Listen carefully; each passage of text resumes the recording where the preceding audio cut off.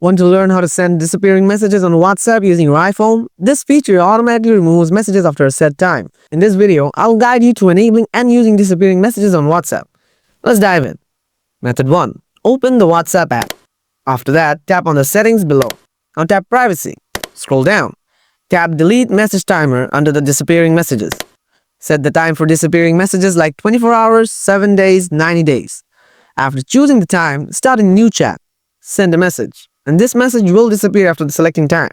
Method 2. Go to the WhatsApp app again. Tap Chats from the below. Next, open a chat. Now tap on the contact name from the top. Now scroll down. Find the disappearing messages.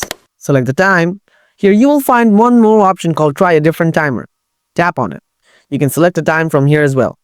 That's how you can send disappearing messages on WhatsApp with your iPhone. If you found this video helpful, make sure to hit the like button. If you have any questions, feel free to ask in the comments. Thanks for watching, and I'll see you in the next one. Stay tuned.